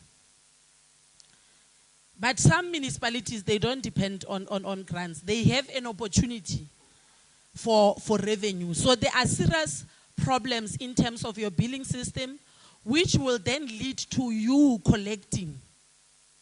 Because when you don't bill properly, then there's going to be a problem of collection. And as a result, it's going to affect also your revenue. So those are areas that we would employ municipalities to pay attention to, because reality is that there's no money in the state. Even ourselves as a province and nationally, we are barely surviving. Now, CoGHSTA, my colleague is there, Desiree, would say we must lobby, support the call for SALGA, for municipalities to be budgeted for additional funding. You know, the difficult part of it is that once I agree with that, they take from provinces and national. So it means I will be agreeing that our budget must be cut ourselves as a province. Unfortunately, that's the whole exercise when you are sitting. If anybody, even internally in the provincial government, when Department of Human Settlement wants money, it's not money that is going to come somewhere else. It's money that must be taken from other departments and be reallocated. So that's how it is. Either we borrow, and we have adopted our approach of fiscal consolidation to manage our debt. So as a result, it means there's no money in the system. So the issue of revenue across the board, even for municipalities that over a period of time have been relying on grants, there's a need for you, municipal managers, to advise even your political principal to look into revenue opportunities. Create them so that you can self-sustain and meet your service delivery obligation. Now, as I said, I don't really want to mention much because major issues have been outlined. I just want to reiterate the call. Actually, I've spoken about the UIFW. The other major issue is the material irregularities, and we have written letters to municipalities to have a plan in place, and you must be able to monitor how the municipality is addressing those material irregularities, and going forward, how would they avoid it. So it's a major issue, and you guys are familiar with the leadership of the municipality. You are familiar with the Auditor General's report, and it's important that at this level, let's cascade it down to other oversight committees and chairs who are not in this meeting, so that they are empowered and they can cooperate with you. The other major problem, in most municipalities, we have a serious problem of dysfunctional municipal public accounts committees. Either they are not supported by the municipality political head and administrative head. There's no accountability. All of us, I'm not sure what we are scared of. But these committees are there for a specific purpose. And it's important that we must strengthen them. We must cooperate with them. As and when they call us to account, we must be able to present ourselves, explain areas of concern, and address collectively. Because even the UIFW, you will not address it without also the MPEG. But sometimes, you know, I'm also a politician. Sometimes we are paranoid. When something happens, you think you are under attack. But certain things need to be addressed so that we avoid to be in a red flag environment, because ourselves as a province, most of our municipalities are red flagged. And because we are not even addressing this basic governance related challenges that can solve some of our financial challenges. Now, the emphasis which we must all preach as I conclude, it's the call to action of the Auditor General. And that's why all of you have signed it, mayors and municipal managers. And my fellow MEC spoke about an ideal municipality, which is similar to the call to action by the AG. A municipality that performs, that has institutional integrity, that is able to account, and that is transparent at the end of the day. So if we do those basic things, at the end of the day, we are going to find ourselves moving from where we are to being green municipalities where everybody can speak well about the Northwest Province. And service delivery is put at the center, and our people are at the center of our core business at the end of the day. So I want to take this opportunity, Minister, Premier, di Kgosi tsa rona le di Mayor tsa rona, botlhe ba re leng teng mo. Let's renew our commitment to serve, to be accountable, to ensure that we perform, and that the institutions that we run have credibility. And that at the end of the day, in our conduct and how we conduct the business of council, we are transparent. Thank you very much.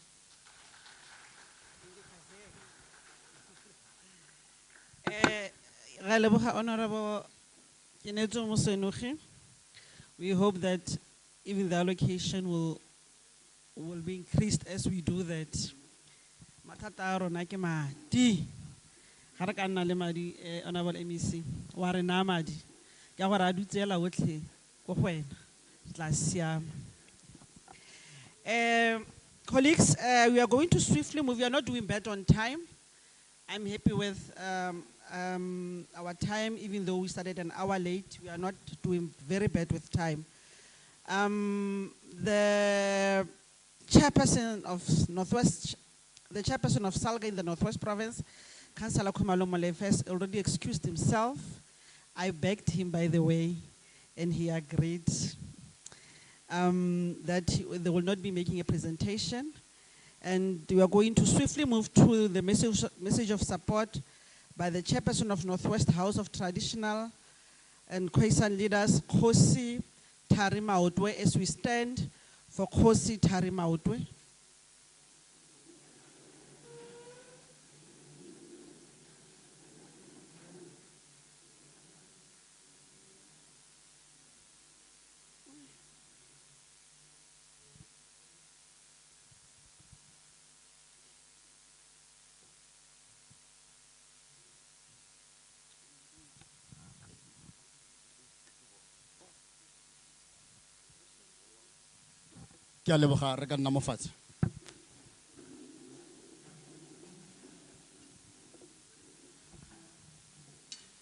Thank you very much, Program Director.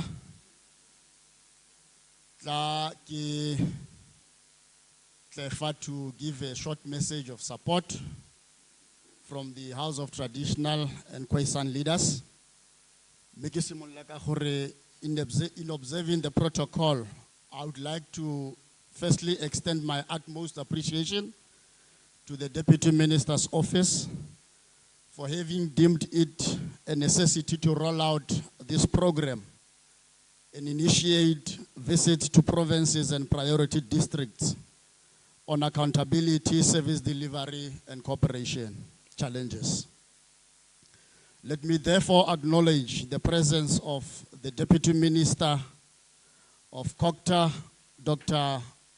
Namane Dickson Masemola, the Premier of the Northwest, Honorable Lazarus Mokosi, MEC of CoGHSTA, Gaoage Molapisi, MEC of Finance, Mosenogi, but also acknowledge the presence of the executive mayors, Remokalo Nyakago, Majoro Khumalo Molefe. Acknowledge also as the chairperson of Salga, but also acknowledge the presence of all mayors Baba Linteng under this district.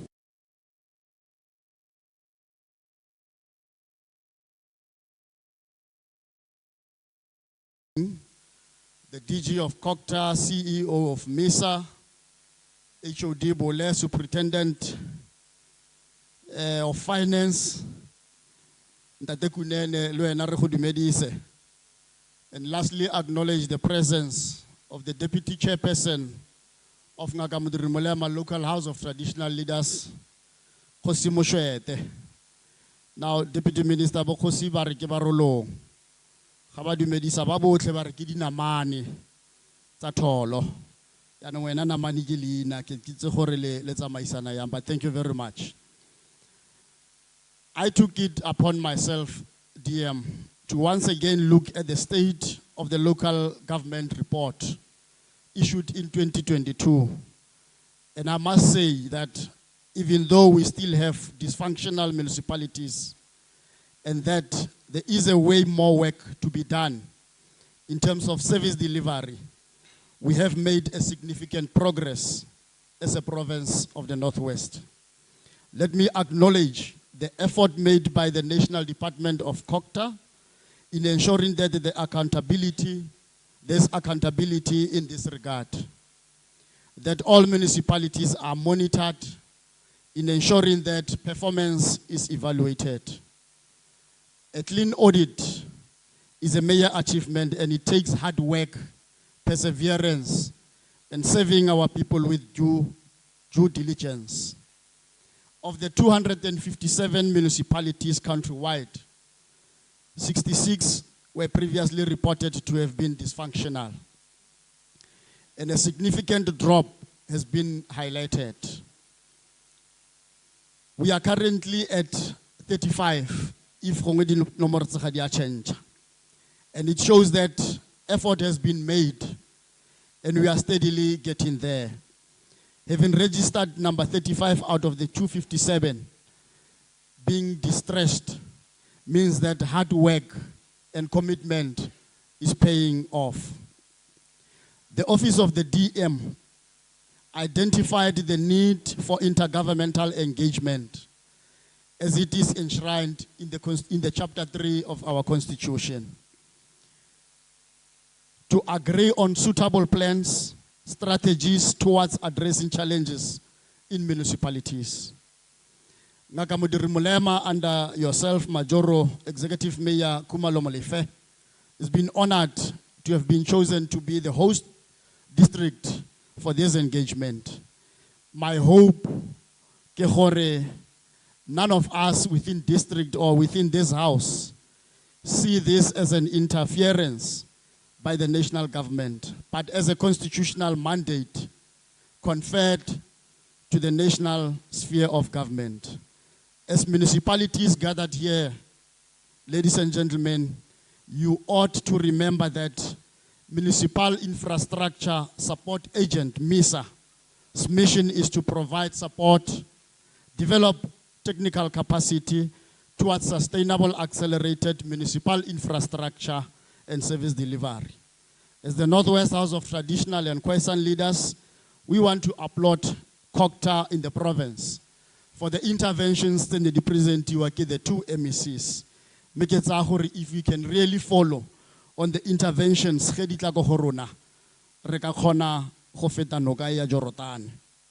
we are saying well done to all municipalities being removed from the dysfunctional role. Keep up the good work, those municipalities.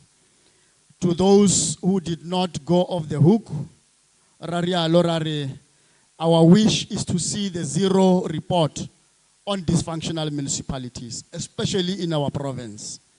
We do have confidence in the fact that we can attain a lot when joining forces with the agent, as they will be providing the necessary technical support to targeted municipalities, which ultimately will improve planning, implementation, operation, and maintenance.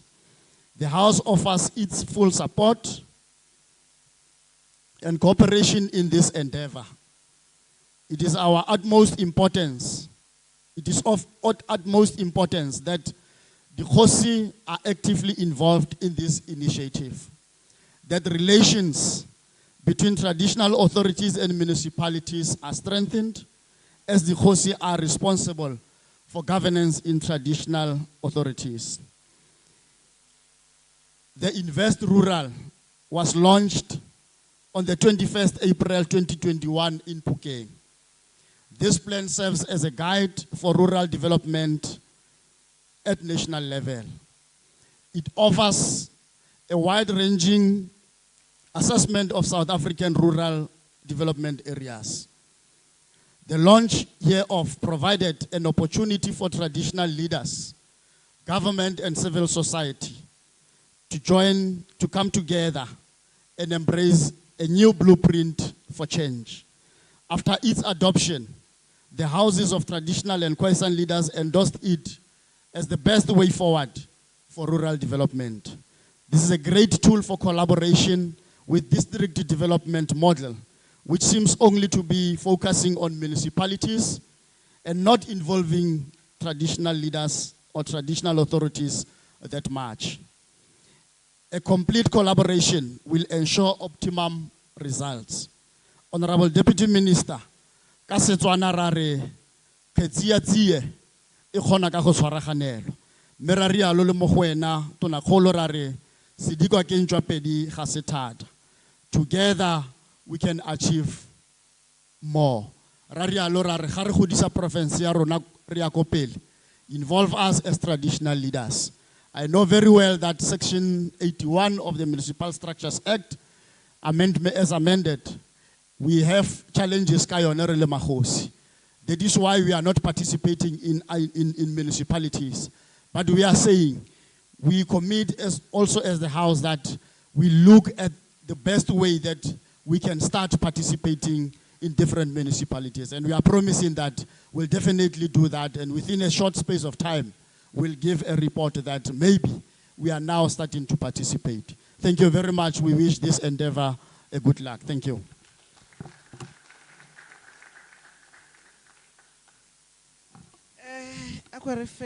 Kgosi Maotwe, a sounding round of applause.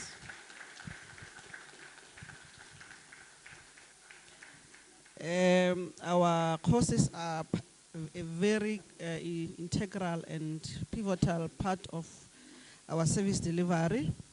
Ke wena ba tshwereng di-voters, so how ya o sa tsena ka kgosi o itse gore dilo tsa go ga di go tsamaya sentle. A o isa project o sa tsena ka kgosi dilo tsa gago ga di no go tsamaya sentle. Jaanong they are part of governing. Colleagues, we are going to start with our locals. It's 12:10. We are going to start with the presentations from our mayors with their presentations, as alluded by the DM earlier on. We are going to start with the locals. We'll be starting with Ramotshare Muilwa, the mayor of Ramotshare Muilwa.